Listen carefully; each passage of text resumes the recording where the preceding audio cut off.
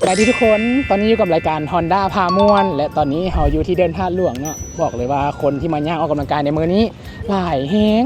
แถมช่วงนี้เป็นช่วงที่เขาจะจัดแข่งบาสโลกนะเราได้มีกิจกรรมทาง Honda มาแจกเสื้อกีฬาบาสโลกให้กับคนที่มาย่างออกกำลังกายในมื้อนี้แล้วเรามาเบิ่งกันเลยว่าใครจะเป็นผู้โชคดีคนนั้น โดยการตอบคำถามไปเบิ่งกัน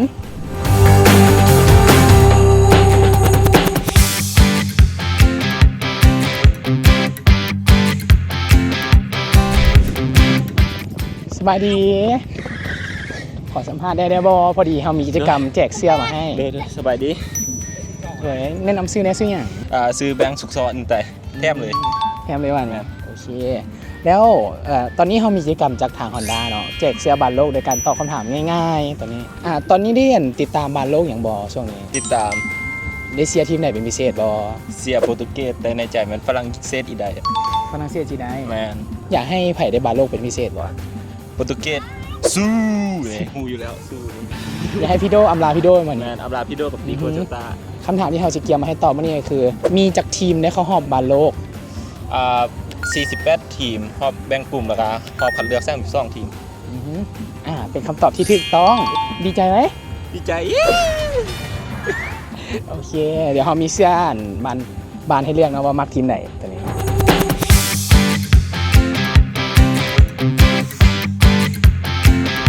สบายดีแนะนำตัวเนี่ยสบายดีซื้อตินาเด้อเมื่อนี้มาเล่นบอกหรือว่ามาหาโมมาแลนเจ้าเมื่อนี้เรามีกิจกรรมทาง Honda เนาะก็คือเอา IG แลกเสื้อบอเมตอบคำถามบาสโลกก็คือเขาจะมีคำถามมาให้เป็นกิจกรรมแจกเสื้อบาสโลกแล้วมีทีมไหนที่เขาเชียร์เป็นพิเศษบ่แน่นอนอาร์เจนตินาเข้าทางเลยเขามีคำถามมาถามคำถามก็คือกัปตันทีมอาร์เจนตินาชื่ออย่างโรนัลโดป่ะโรนัลโดเมียนแล้วมองเมียนเมสซี่โอเคถูกต้องเนาะครับเสื้อจากทาง Honda เข้าไปเลย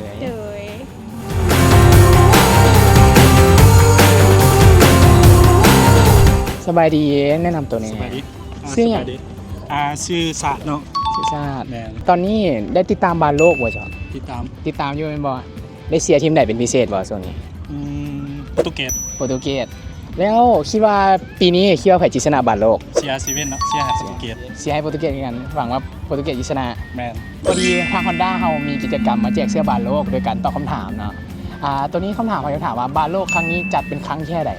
ในปี 2026 1เนาะครั้งที่22 2ครั้งที่23และ3ครั้งที่24 4ครั้งที่50ครั้งที่23เนาะข้อ2โอเคถูกต้องรับของรางวัลจากทาง Honda ไปเลย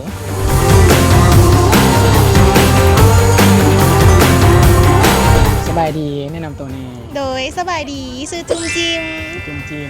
เมื่อนี้มาย่างออกกำลังกายบอลหรือมาหาโมมาย่างร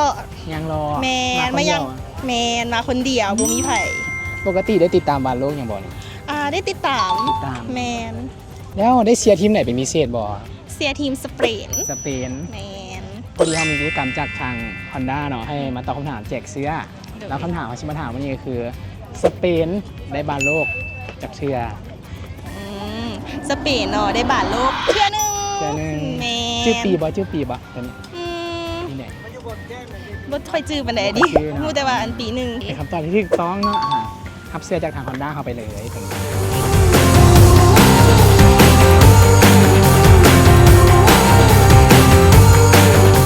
สบายดีชื่ออย่างแนะนำตัวเองชื่อผู้เขียวโดยตอนนี้ทาง Honda เขามีกิจกรรมตอบคำถามแจกเสื้อบาสโลกเนาะพอดีได้เชียร์ทีมไหนเป็นพิเศษบ้างตอนนี้โปรตุเกสนั่นบ่โดยคำถามเขาเกี่ยวมาให้วันนี้เนาะประเทศที่เป็นเจ้าภาพจัดบาสโลกมีประเทศใดๆ3ประเทศนะครับเอาใบให้มี3ประเทศอเมริกาแคนาดาเม็กซิโกถูกต้องภาพของแจกเสื้อบาสโลกจากทาง Honda ไปเลยนะจ๊ะแล้วก็จบกันไปเลยเนาะในกิจกรรมแจกเสื้อบาสโลกในมื้อนี้ของทาง Honda แล้วก็ฝากติดตามเพจ Honda ลาวแล้วก็ TikTok Honda ลาวแล้วผู้ใดอยากให้เราไปจัดกิจกรรมหรือว่าแจกเครื่องอยู่บนไหนอีกคอมเมนต์ไว้เลยเด้อสำหรับมื้อนี้สบายดี